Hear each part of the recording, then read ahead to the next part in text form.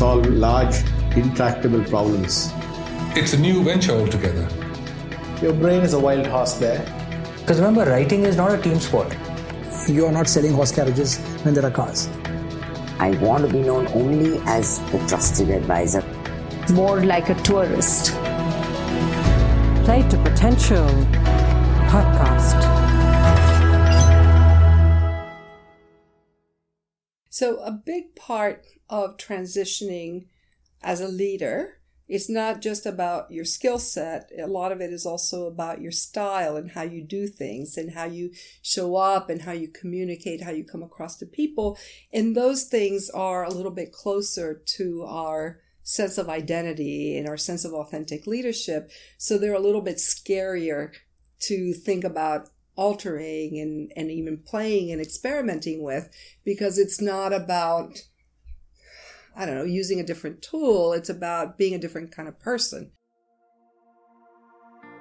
Welcome to the 47th conversation at the Play to Potential podcast. This is your host Deepak Jayaraman here.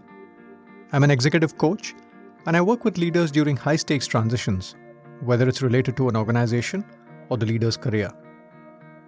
I feel that just like companies need to be coherent about the two questions, where to play and how to win in the context of their business strategy, we all need to be clear about our responses to the two questions, where to go and how to grow. I help leaders play to their unique potential by addressing those two questions, especially during key points of transition as they go through their journeys. In this podcast series, I talk to leaders from multiple domains: CEOs, sportsmen, artists, thought leaders, and people from several other backgrounds on three broad themes: leadership, transitions, and careers. Before I get on to the next guest of this podcast, I should mention that I'm really excited about the lineup of podcast guests in the coming weeks. In the pipeline, we have an interesting set of guests. Next up, we have Paddy Upton, mental conditioning coach of the Indian cricket team that won the ICC Cricket World Cup in 2011. Quite a timely topic given what we saw at Wimbledon and in the finals between New Zealand and England. Then we have Alan Eagle, who's a co-author of the book $1 Trillion Coach, an insight into the methods of Bill Campbell, who's coached the who's who of Silicon Valley. Then we have Professor Linda Grattan, a professor at London Business School and author of the book 100 Year Life, who has insights around how leaders could think about staying relevant in a world where they possibly have to work till their 70s and 80s. And then we have Tasha Eurich, who's the author of the book INSEAD and one of the leading thinkers in the area of self-awareness. Stay tuned for all this and more coming your way in the next few weeks. Now let's get to the conversation at hand. I'm excited about this for a couple of reasons. One, I got to record this conversation at my alma mater, London Business School, where I spent 2 years for my MBA, so it was lovely being back on campus. And number two, this conversation is with somebody who I believe is one of the leading thinkers, if not the leading thinker, in the space of leadership transitions. My guest is none other than Professor Herminia Ibarra. Herminia is the Charles Handy Professor of Organizational Behaviour at London Business School. Prior to joining LBS, she served on the faculty of INSEAD and Harvard Business School. She spent several years researching leadership, transitions, and career development. Thinkers 50 ranks her among the top management thinkers in the world. Her book, Working Identity, is the one I refer to the most when I meet people who are at crossroads. She's subsequently written the bestseller, Act Like a Leader, Think Like a Leader, published by Harvard Business Press. Without further ado, let's dive into the conversation with Herminia. Herminia, thank you so much for your time. Excited to have you on the Play to Potential podcast. Very pleased to be here. Thank you. And always nice to be back on the London Business School campus. So thanks for hosting me here. Herminia, I want to sort of talk about your work in the space of transitions and leadership and several other things that you've been working on over the years. But before I dive into some of those areas, I'm curious about why people do what they do. So talk to me a little bit about what's the why behind your interest in transitions over the years. Right. So, I mean, who doesn't make transitions? The saying is that everything we do our research on is autobiographical in some way. You can always find the connections. But ultimately, I think, for me, what got me into this is that I always, even when my research was very quantitative, I always talked to people as part of the research. At first, just to get background or just to interpret the numbers. And later, then talking to people was the actual main event. But when you talk to people and you get to know them and you get to learn what's on their minds, what's usually on their mind is themselves and where they're stuck and where they want to go or how they don't manage to go where they want to go. And so you get there very, very quickly. I had started my research by studying people's networks and how they affected their capacity to innovate, but networks are also a very powerful tool for their careers. And so very quickly we get to the person's career, where they're trying to go. The other thing that got me there is that I've always been interested in those shifts and transitions in an organization. Originally, I was interested in how people moved up. But as I talked to people, I understood that many of them wanted to move out and into a completely different career and were finding themselves stuck. And that's really the work that led to Working Identity, which wasn't meant to study career change at all. It was meant to study progression, but that's not where people's heads were at. And so I pivoted. Got it. And I want to start with a quote from one of your books from Richard Pascal that you talk about. Adults are more likely to act their way into a new way of thinking than think their way into a new way of acting.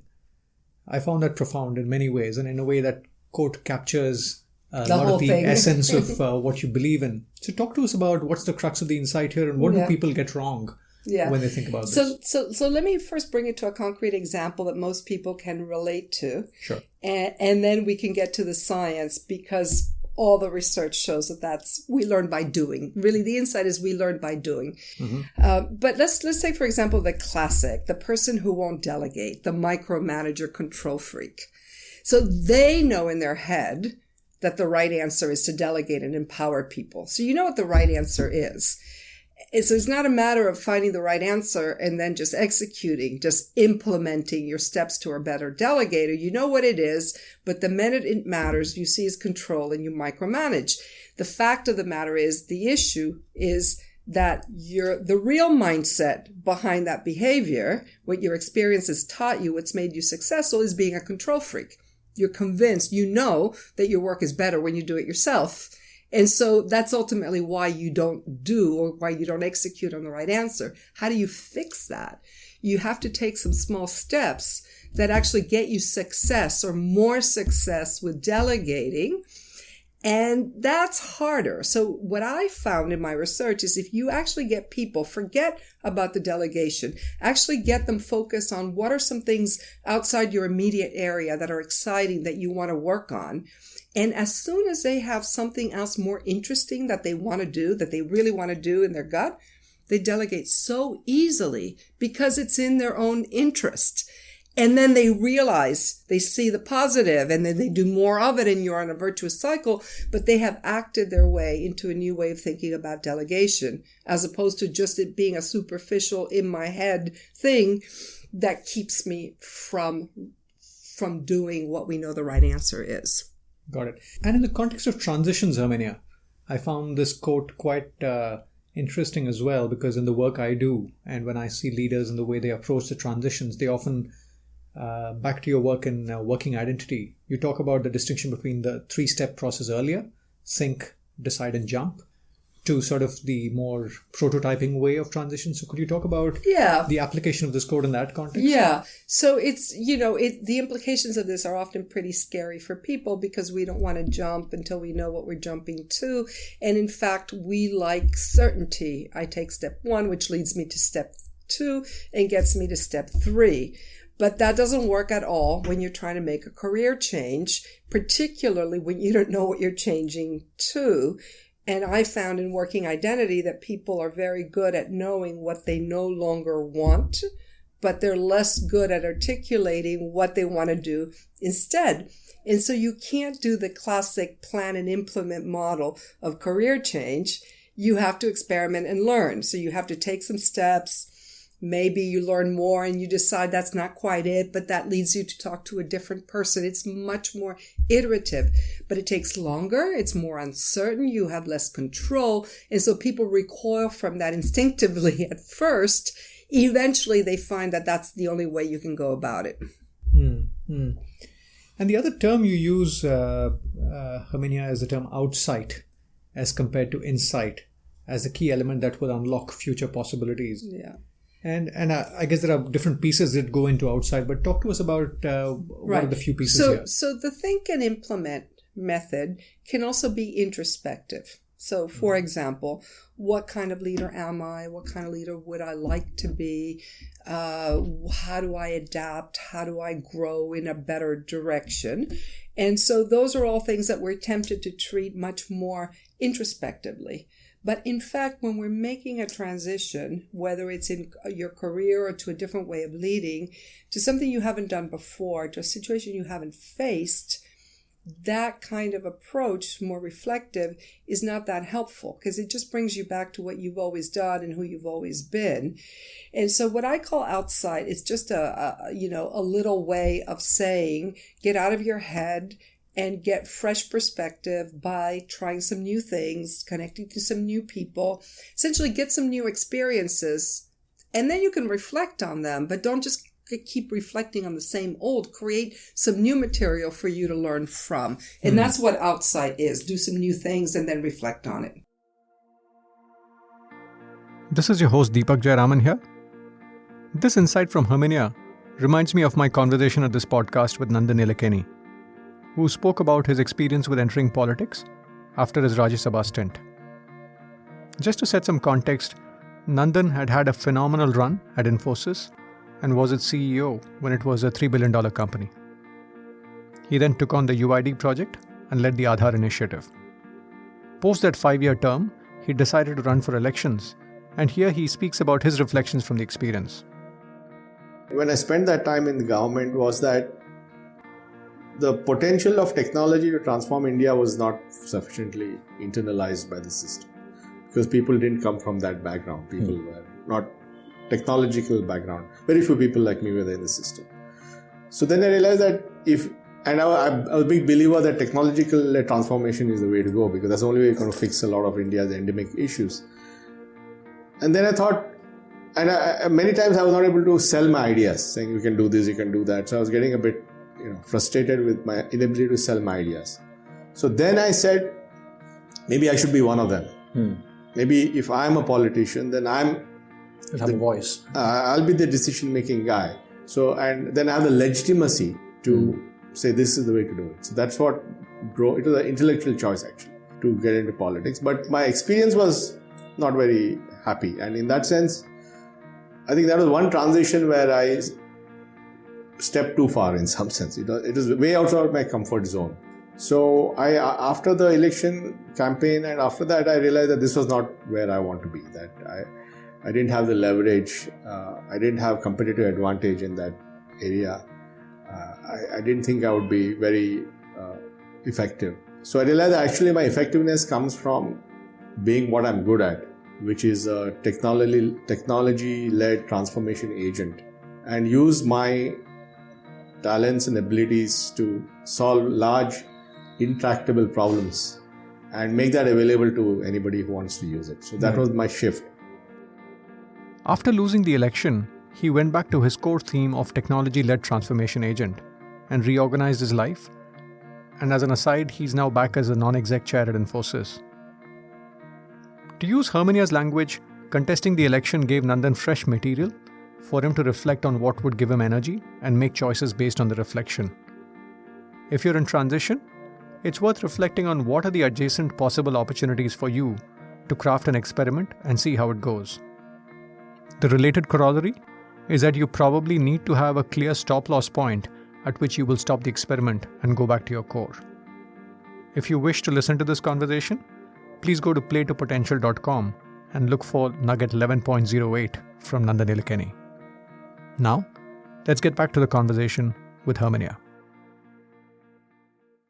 And how do you think about the tightrope between diluting yourself and going too far versus staying to your core? How do people think about that? Because there's a risk of just going all over. Play to your strengths versus, not adding value because you're in something that's not your strength.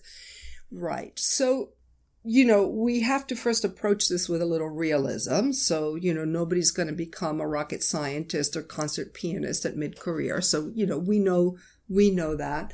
The problem is, just because something is your strength doesn't mean that you love it and you want to do it forever. So people like to play to their strengths. They like to be competent and be adding value for it. But people also like novelty and challenge and learning. It's a human need.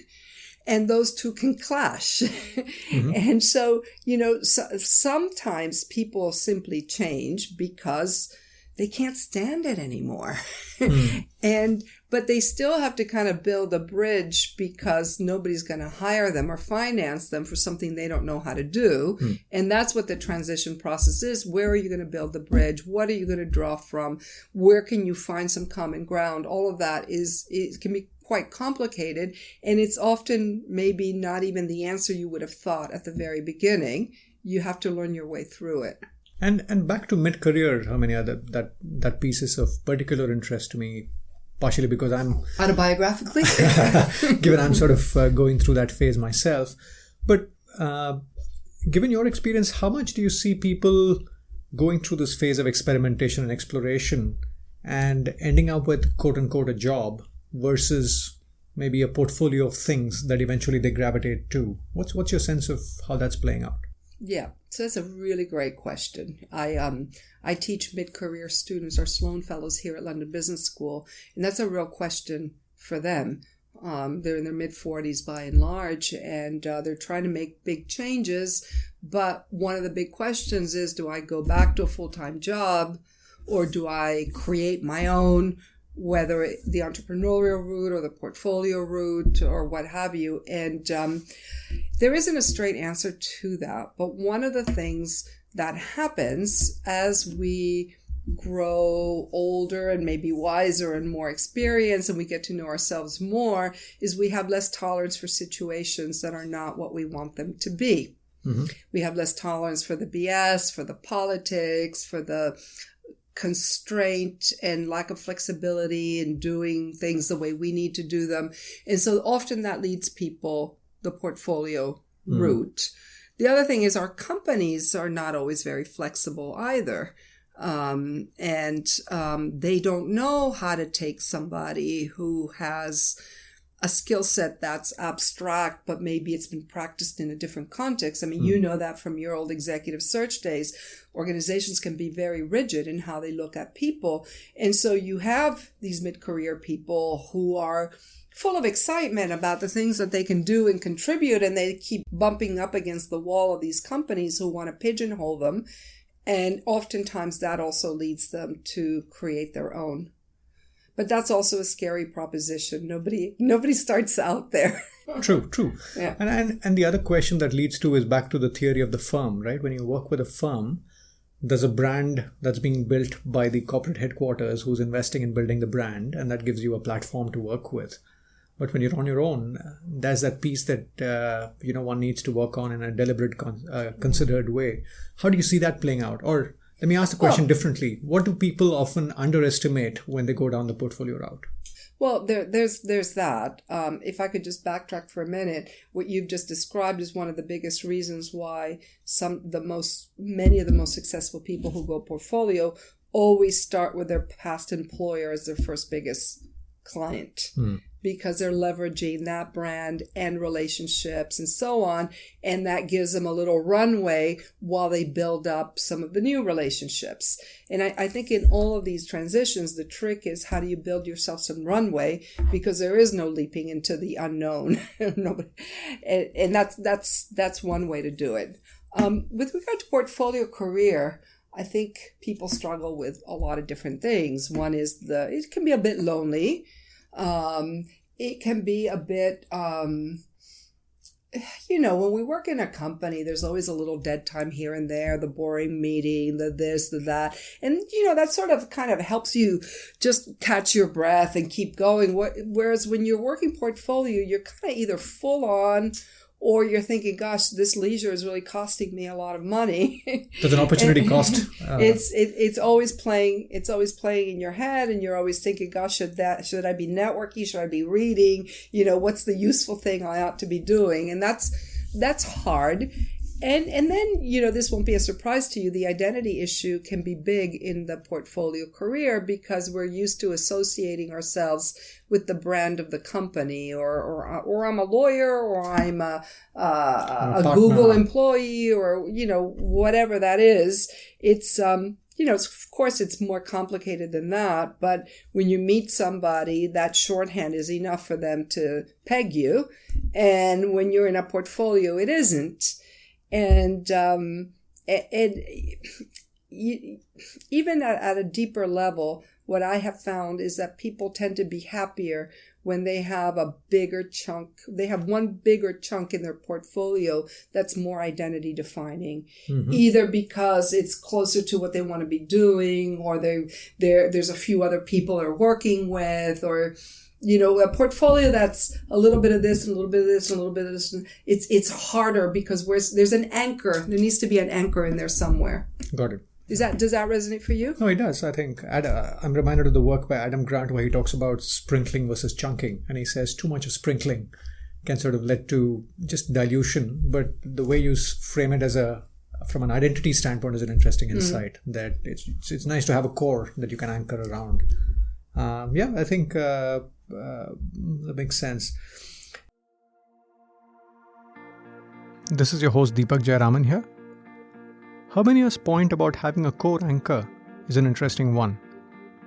One of my earlier guests in the podcast was Rajat Gupta, ex-global CEO of McKinsey, who later moved to a portfolio approach post-McKinsey. When I asked him about some of the decisions he regrets, he recounts the decision to do a portfolio rather than taking on a core role as something that he thinks about a lot. One choice I debate, I don't know whether it's right or wrong. And I won't say what they are, but I had opportunities that were in the area of making broader social impact, but they would have to be singular. They were full-time jobs, and they were very meaningful jobs, and I decided not to take them because I thought the portfolio approach of having a little bit in business. For example, I had founded a private equity firm.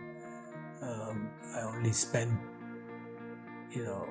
part of my time there, and then I was doing these other things that I've talked about.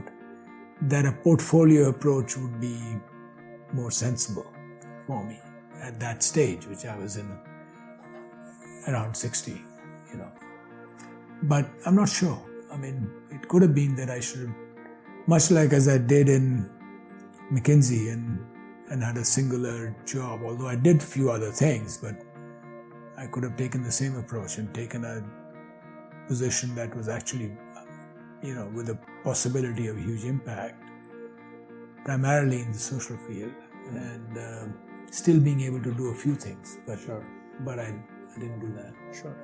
The other view I find helpful when we have a portfolio of things going on is figuring out how we are building a balance sheet, whether it's capabilities, relationships, or reputation. And is there a coherence there, or is it diffused? I find that distinction helpful in figuring out if there needs to be a core that needs to be front and center, and a few other initiatives around the core. Now, let's get back to the conversation with Herminia. Moving to a different theme, Herminia, you talk about, I encounter in the work I do with leaders who are often mid-career, successful, type A, is mind space, to create the mind space for transitions. And I found a quote or an example that you refer to in the book where you talk about Sendil Mullainathan and Eldar Shafir. And you talk about an example where they talk about an operating room in a hospital where they keep an empty room and somehow that drives more productivity. And you relate that back to people creating that mind space. So back to the point around transitions, what have you observed about people trying to create that mind space? What are some of the watch outs for people here? Yeah, no, that's good. It's really about bandwidth. And the more what we're trying to do is non-habitual, the more you also need not just clock time, but mental availability, the sense that you can kind of step back and reflect, and you're not going to jump into something just because it's come to you on a silver platter. And so, it's in the workplace, it manifests itself by just being too busy and crammed with meetings. And so in leadership transition work, what we find is that people only leave such small slivers of time that then all they could do is fill it with a few minutes of answering emails because it's not big enough to do anything else. And so thinking about precisely chunking it a little bit more so that you can do more value-added things is important. In career transition, it's a little bit different. It is oftentimes you have to let the process go for a while before you actually start to get the ahas of what you're trying to do and what you're really running away from and what you would really like instead. It's not all that obvious at first. And so it takes going through the process. But what happens is people get kind of nervous once it's been a few months or, what's it going to look like on my CV? And I'm meeting the same people and they're saying, oh, are you still on that sabbatical? Or, and it feels quite not right. And so they can sabotage themselves because it feels like they're being idle when in fact, maybe what they're doing is just, recouping, gathering forces, incubating ideas. They haven't found the right thing yet, but that time can be quite necessary, even if it's uncomfortable to go through it. Mm-hmm. And in your research, Herminia, back to the quantitative side of things, not to say there's one answer, but clearly it's heavily contextual. But do you see a sort of a median or how do you see the spectrum of the time it takes for senior leaders, let's say successful leaders in the mid-40s, to move from, let's say, context A to context B? Is it 6 months, 12 months? Do you have 3 years. It's still 3 years. Mm-hmm. I ask people all the time, we have people here who are in a program that's a 1-year program and they're hoping that will do the trick and it never does. And it's very frustrating because, and honestly, part of it is where does it start? When does the time frame actually start? Because there's also the bit of getting yourself to the point where you can start walking. And so it's often a longer chunk than you think. But if you think about extricating yourself, getting yourself to the point where you're actively looking for something else, mm-hmm. and then the looking, and then the finding just exactly the right. And if you've taken time off in between, and you've gone back to school in between, it can easily be 3 years. True. And it's because people are not going to hire you unless you have the experience. It's because you don't have the network into that yet. You don't even have the language. You're still sorting it out for yourself. Experiment and learn takes a little bit longer. And that's the hard part for people, but that's often why they also go portfolio. They start consulting on some of the old stuff just to make sure some money's coming in because you've got to continue life. True. And talking about networks, Herminia, you talk about leaders developing 3 different types of networks, operational, personal, and strategic. And you also use the term connective advantage, which is about how these networks come together. Could you talk about the crux of the insight here? Sure. We do, past a certain point in our careers, we do everything through relationships. That's how we get things done. That's how we find out what's going on. That's how we get advice, perspective, everything. And most people who are doing well have very good operational networks that just help them get the day-to-day work done more smoothly. Maybe, they'll get something done faster for them, or they'll get the information they need sooner. But it is really kind of what's in the critical path of my routine day-to-day work. That's the operational network. The personal network is the part that is, the people you've worked with who've become friends and you've stayed in touch with, and there's more emotional quality to it, or maybe some old mentors, and there's often common interests. They're longer term relationships, and most of us have those too. And then the hard part, the tricky part, is the strategic network, which has to do, if the operational is about you today, the personal often is about your past. The strategic's about your future, and it's about how do you connect the dots between some of your interests and relationships that are maybe external to your company, some of the internal relationships, help connect people, help bridge across different areas, help bring new ideas in, help export new ideas. It's really where you're adding unique value in the context of your work, but in the more strategic aspects of it. Mm-hmm.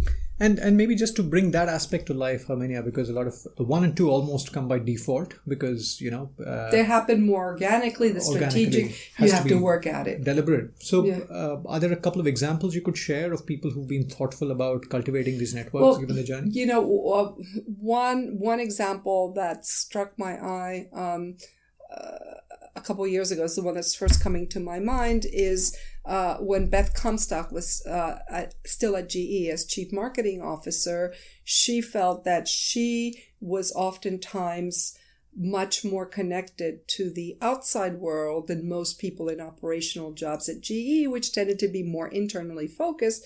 And so she felt, even though it wasn't part of the job description, that a part of what she could do was bring the outside in for those people. And the example that I loved is she was at a book talk in Silicon Valley for the launch of The Lean Startup by Eric Ries about fast prototyping, which originally was a book written for startups. How do you go to scale quickly, minimum viable prototype? But she just thought, we're taking too long in our product development. Our turbines are taking too long to develop. And I bet we could use some of these ideas in a more classic manufacturing context. Let me make the connections. And she did.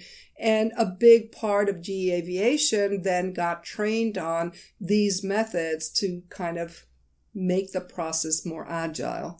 So that for me is a great example of how you can be strategic. You've got access to something others don't. And so you see the idea here and the need there, and you bring them together. Got it. And in the context of networks, you also talk about the distinction between a hub and a bridge in the way the leaders can think about. Would this be an example of how she was? It's related. She was definitely acting as a bridge. And the way I talk about hub and bridge is I think it's important for all of us as we're making a transition to think about how we're doing our day job. Mm-hmm. And whether the way we're doing it opens up opportunities to see more and different, or actually keeps us encapsulated. And so for me, hub and bridge are ways of doing your work. And some people do their work as a hub in which they're the center of the action. Everything kind of goes through them, and they're involved in everything critical in their team or their business unit or their project. And other people do their work as a leader more as a bridge, meaning they see their main role as connecting the outside and the inside and making sure that the team or the unit is getting political support, money, budget, headcount, talent, information, that the relevant stuff is coming in, that the relevant stuff is coming out, but really the one who can protect from the environment, who can bring the good elements in, who can sell their ideas upwards. And so they're different ways of operating, and they produce different networks. Got it. Moving to a different theme, Herminia, you talk about identity work and identity play. And I love the term identity play. And you talk about how play often frees you from the authenticity trap. Again, I found that distinctively insightful in the context of how people transition. So if you could elaborate on that. Right. So a big part of transitioning as a leader, it's not just about your skill set. A lot of it is also about your style and how you do things and how you show up and how you communicate, how you come across to people. And those things are a little bit closer to our sense of identity and our sense of authentic leadership. So they're a little bit scarier to think about altering and even playing and experimenting with, because it's not about, I don't know, using a different tool. It's about being a different kind of person. And so for example, people who try to learn how to communicate more personally with a personal story, with a bit more emotion, or people who try to move towards more of a coaching leadership style and they feel like they're not doing anything at all because they're not driving the conversation or the results. And so it's a trigger. It's this is not authentic. This isn't me. And when you feel this isn't me, you don't do it. It's really aversive to feel like a fake. And so you don't, you'd rather be wrong and not be successful and be yourself than actually be yourself. I mean, get it right, but it doesn't feel like it's who you are. And so that's a real dilemma for a lot of people. And I saw it a lot in my research, people who need to network up to stakeholders who are more senior in their organization. For a lot of people, that feels selling out, not meritocratic, political, using people, just wrong. And so what do you do? Because you're stuck between your sense of who you are and your sense of what it takes to succeed, and you're stuck. And so my point here is that it doesn't, the fake it till you make it doesn't work. It only works if that's what you aspire to be. But in a lot of cases, you don't aspire to be that. You kind of think it's a little shaky. And so all you can do is say, you know what? Being authentic doesn't have to condemn me to being as I always have been. Obviously, what I'm doing is not working. I'm going to give myself license to deviate, to play around a little bit with possibilities.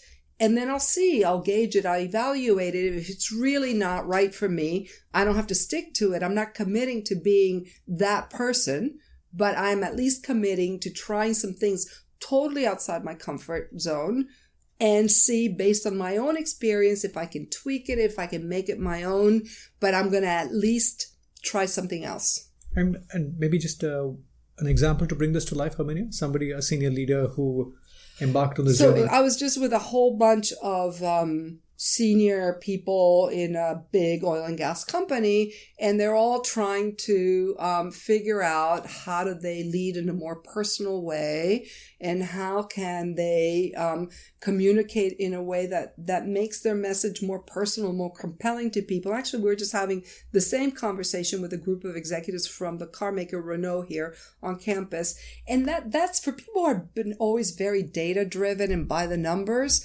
That feels almost hokey, manipulative, trying to follow a recipe. And it's just really hard to get themselves to do. It doesn't feel natural, but they understand that when it's done well and from the heart, it touches people. We were watching a video of Satya Nadella talking about his own life and what it taught him, and everybody universally admires it when it's real and genuine, but they just don't know how to do it themselves. They have to work at it to get to that point for themselves. And that working at it period in between feels awkward. So that where the identity play and the identity work come in is if you feel like you're having to work at it, that means it's more impression management. Whereas if you feel like you're kind of playing at different possibilities for who you might become, you give yourself a little bit more permission, because you're going to try different things. It's not necessarily going to be all the same. You can deviate and see what happens. Got it. And back to mid-career transition, Herminia, I'm curious about how people reinvent themselves, and you particularly talk about a couple of dimensions, commitment and exploration. And you talk about the different, back to my consulting roots, the 2x2 appeal to me.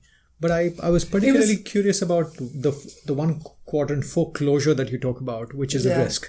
A lot of people don't acknowledge that there's a suboptimality to it. So talk to us about how you think about it. So that was part of the playful thing. I said there's two bit when you're making a transition, people think you go from A to B, but you don't. You go from A to this transition thing which we call liminality in our technical jargon, to be. So in between, you're neither here nor there, and it's horrible because you lose your identity anchors. And so in that space, it behooves you to be a little bit more playful because you're neither here nor there. So that means you don't have to be consistent, and you can try, and you can talk to people about jobs you'd never consider, or you can do things that are pretty much out of character, but you're trying to learn something. And that can be very freeing because we don't often give ourselves permission to deviate. There are no corporate guidelines. No. And so the two principles are, as you said, divergent exploration and delayed commitment. Divergent explorations is, what I mean by that is, whenever I teach people who are in transitions, one of the first things I do is I say, write a list of your possible selves. They don't have to be feasible. They don't have to be public. They don't have to be something you're committing to do, but just let your imagination run wild. What's the set of possibilities? Do a kind of brainstorming with yourself. Don't be embarrassed to write. Even if it's ridiculous, put it in there. And it's really interesting what people come up with. It's quite, in fact, we are very multiple and often quite divergent. Doesn't mean you're going to do all of those things, and certainly not at the same time. But when you get permission to be divergent, there's a lot there. And in fact, one of the things that is hard for people in transition is they feel that they must not be ready because they're considering such a different array of options. And they feel that somehow that's wrong, that they are equally passionate and excited about two things that seem mutually exclusive, like getting promoted at my current firm and then starting up a business on something completely different. And one day you're excited about this and the other day you're excited about that, and you think you're out of your mind. But in fact, what we're doing is trying to explore and compare and contrast, and how do I feel here and how did I feel there? And so when you give yourself, and that's why it takes time, that's why the time factor plays in, to explore more divergently and say, this is actually natural. And it gives me more information so that then I can make the right choice. You make better decisions, and you're less likely to do the other thing, the foreclosure, which is take the first thing that comes your way because it's been 6 months and I can't tell people anymore that I'm still, out of work. So the delayed commitment comes from understanding that it's going to take time, and you're not going to go for the first thing that comes up or the second thing until you really had a chance to test. Because once you jump, you're going to be stuck there at least another 2 years. And so why not take a little longer at the beginning in order to make a more robust choice? This is your host Deepak Jayaraman here. I think there's something to be said about efficiency and effectiveness when it comes to transitions. The default tendency is to look at efficiency metrics while dealing with a transition. The default metric that people gravitate towards is elapsed time to find the next opportunity. That's also possibly amplified by the soft pressure that they perceive from colleagues, friends, and family. I find that people lose a lot more sleep over how much time has elapsed, and a lot less sleep over how much they've explored and tried, and how much they've reflected about themselves in that period. And this paradox is fascinating to observe. While the period of limbo or liminality, as Herminia frames it, is unnerving, grappling with it, having a discipline around exploration, being at it for a period of time, reflecting on the experiences and then launching onto the next trajectory can be immensely effective and fulfilling, and save a lot of churn and heartburn over the medium to long term. In my experience, I find that foreclosure as one of the most critical, yes, least talked about elements when senior leaders transition from one context to another. Now, let's get back to the conversation with Herminia. And picking on that piece about identity vacuum, or let's say the liminality phase where your identity is between the two states, what are some of the, let's say, tips or suggestions you have for people to sleep well at night during that phase? I think the biggest thing is finding some kindred spirits who are going through that too, so that you don't think it's just you who are going crazy. So that's one. And then the other thing is, I have found this consistently. So it's been now I don't know, is it 20 years since working identity? The book's been out a bit, but it really does hold up, because I guess everybody I meet tells me their career transition stories. You need the kindred spirits, because that period betwixt and between is very hard on your life partner. Your life partner freaks out. Right. Sometimes it's the money, like the livelihood of the family, if you've been the breadwinner. Sometimes it's just the sanity. Sometimes they're going through it too. But it's really, for them, because if they're not in it, they're thinking, plan and implement. Just pick something and execute. What is all of this wishy-washy? And they don't understand that you're going through a process that is more intuitive and more discovery-based. And if you try to force it, you'll make a dumb mistake. So I think kindred spirits, having tolerance for your spouse who's just trying to keep you from doing something stupid, but just doesn't, you don't really understand what this is like until you go through that process yourself. And I was talking to Stuart Friedman of Wharton, who talks about work-life. And he talks about managing expectations of the stakeholders, including your life partner, as a key element. So in your experience, is it a one-on-one conversation between the person and the spouse, or do you think there are other creative things that people do to bring them in? I think you communicate a lot, but I also think that, couples are delicate things. And I think that this transition process makes some couples stronger, and it brings out the worst in others. And that's because, kind of the roles we play in personal life and in career, they kind of come together a lot, and you start undoing something, and it's hard for the other bits to hold up, because you, in a certain way, by changing, you might not be holding up your end of a bargain that was negotiated either explicitly or not. And I've had people say, my spouse feels like this was not the deal that he signed up for, or what she signed up for.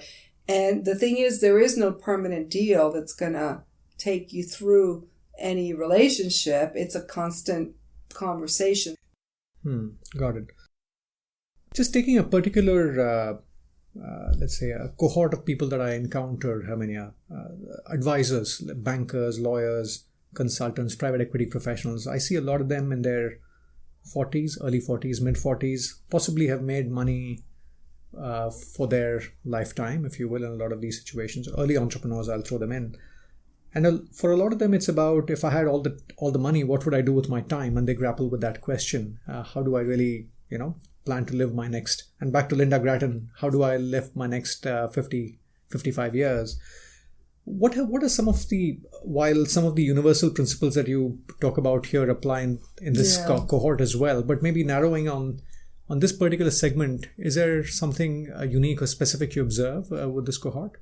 Well, these are people who have been very, very driven in careers that are very, very greedy, that take all. And so, for a lot of us, we do have other anchors for identity and maybe things that we do outside the main day job. The more that main day job is a kind of like a monolithic thing that takes all, the harder it is to extricate yourself. And then, you start to see that it's not just the money, it's that is your identity. And it is really scary to move beyond that. Now, what's universal is that for everybody, you don't move away from something good to something undefined. You just don't.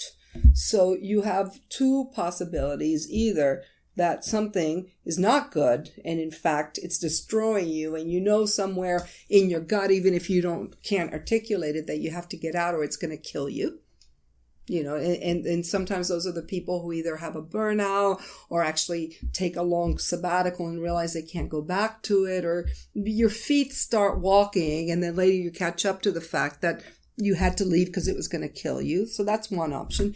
The other option is, that dissatisfaction starts to simmer and you start looking around outside, and this is the working identity story. A lot of people start to build up other things that reward them professionally, externally, through boards, through consulting, through startups, through investments, through teaching, and as that thing kind of grows and becomes more interesting and becomes more identity defining, it gets easier to eliminate or to move away from the first. But as I said, that process is harder in the very time greedy careers, and oftentimes with companies that are so identity defining because they're blue chip. It's like, how could you leave Goldman Sachs, or how could you leave this partnership? We count on you. You're the only one that can do this. And this is where we start getting into the whole adult development sphere, where I think the work of Bob Keegan and Lisa Leahy has been incredibly important to understand how do we make a transition from making decisions that are based on others' expectations of us, what you need to do as a good husband, as a good organizational member, as a loyal partner in this firm, to what is it that I need to do for myself while still fulfilling obligations to others, but it's going to be me who drives that self-authoring aspect. And that's a big psychological shift, and it's hard to make it on your own, which is why networks are such an important part of making the shift. As soon as you see other people doing it, people who've come ahead, who have done well, who are in situations that you can admire, then it gets easier because you can see it in flesh and blood in front of you. Got it.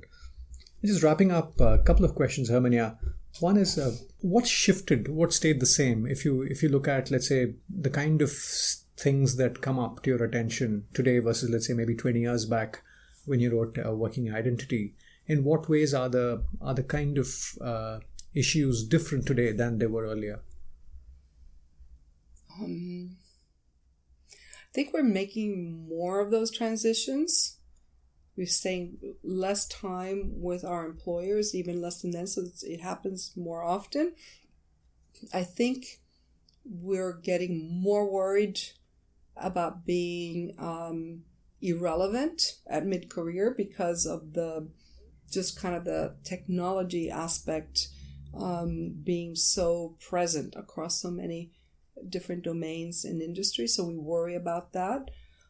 On the other hand, there's just so many more people creating their own and doing freelance and portfolio that it's easy to find all kinds of examples of people doing that. There's lots of educational institutions that cater to that, many more mid-career programs, many more programs that help people become coaches, become consultants, kind of make a shift, take the expertise they had and use it in a different kind of capacity, while at the same time making them part of a network of people who are also going through that transition. So those things help out a lot.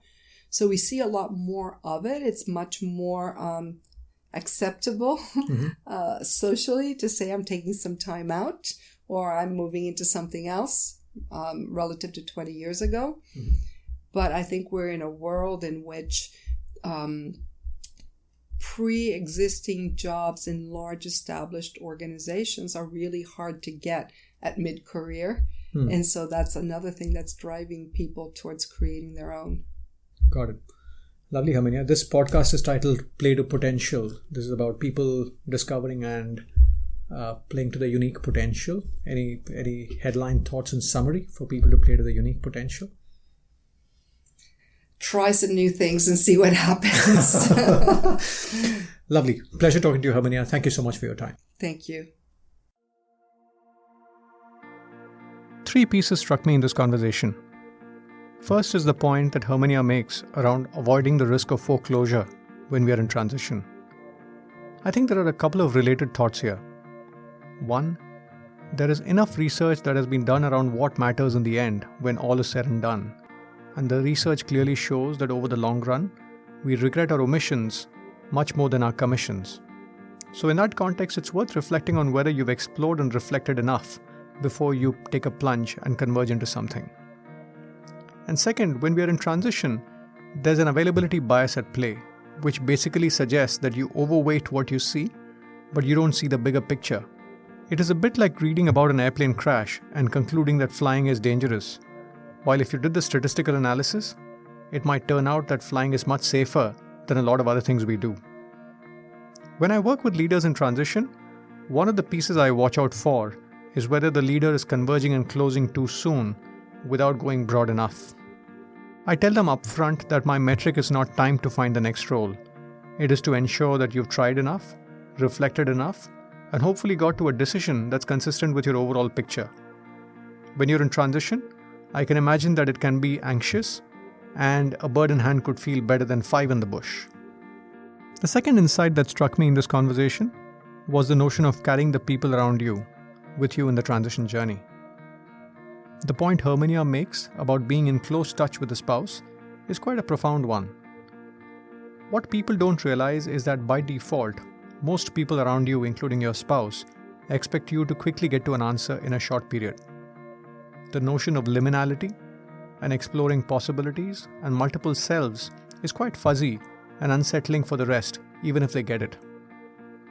So the onus is on the person going through the transition to be in close touch with the family members and give them comfort around what they're doing and align them on the thinking process.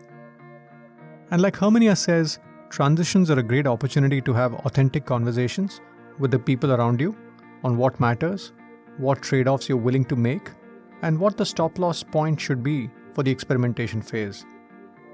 It's a great trigger to have the conversation with your family so that you get the support when you're going through the phase of identity vacuum during the liminal phase. When I reflect on my transition from Egon Zehnder to transition advisory and podcasting, I would strongly credit the role of my wife, who played an integral role in being my sounding board and by reiterating the why behind the choices I'd made on some of the bad days I face.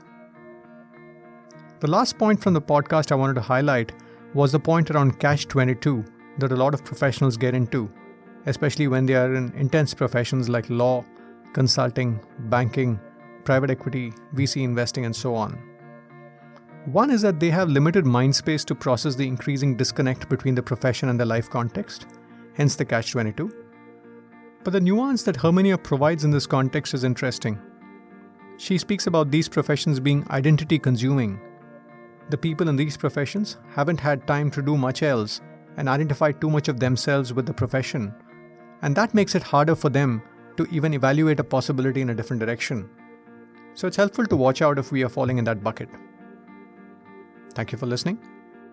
If you find the content in this podcast of value, please rate the show and write a review on iTunes, Google Podcasts, Spotify, Stitcher, or wherever you consume the content. And to access tailored, bite-sized modules from our various conversations, you could visit the curated playlist section at playtopotential.com. The next podcast conversation, as I said, is with Paddy Upton, the mental conditioning coach of the Indian cricket team that won the World Cup in 2011. About improving his game of cricket, I never saw anyone prepare better and more intentionally than Sachin Tendulkar, literally day in, day out, week in and week out. And, I was with him from his 18th to 21st year of international cricket. And he was still probably the most diligent practicer of the lot. But at the same time, because of the heights of fame that he had received, in order to keep himself grounded, he would, it's very easy to get caught up in the heights of fame and get blinded by the limelight. Because what happens to these athletes, and I see it also with very successful and higher profile businessmen, is people around them treat them, give them special treatment, treat them as VIPs, very important people, or VVIPs. And they start to think, because they're treated as special people, they start to think that they are special people. But the reality is, as human beings, we are all just human beings. And the talents we all have different talents, but that's separate to who we are as a person. And Sachin was just someone who understood that I have a special talent to hit a cricket ball, but that doesn't mean I'm a special person. It means I'm a talented cricketer who needs to also work on being a good person. Given you're listening to this podcast from Herminia Ibarra, you might specifically find the themes Reinventing Yourself and Navigational Principles relevant. You might want to go to the curated playlist section at playtopotential.com. The playlist Reinventing Yourself is about leaders who were at inflection points, who were courageous to try different things and move to a different context. This includes Amish Tripathi, who speaks about how he moved from a career in financial services to writing, Rupa Kudva, who spoke about moving from CRISIL to Omidyar Network, Papa CJ, who spoke about moving from management consulting to stand-up, Nanda Nilekani, moving from Infosys to the UID project to trying out politics, Atul Kasbekar, who spoke about how he moved from being a photographer to a producer, Devdutt Patnaik, who spoke about moving from healthcare to mythology, and so on. Hopefully, the diversity of perspectives will provoke your thinking around how to navigate the transition. The other playlist that might interest you is Navigational Principles, which gives you a flavor of the frameworks that various people used to deal with these inflection points. In a world with more divergent pathways than before, the quality of the steering wheel is possibly as important, if not more important, than the quality of engine that we have in our car. This playlist gives you some thought starters which will help you build a more robust steering wheel for yourself. You can access these playlists in the curated playlist section at playtopotential.com. And finally, to know more about the leadership and transition advisory work I do, please visit the About section at playtopotential.com. I look forward to having you at one of the subsequent conversations at the Play to Potential podcast. Bye now.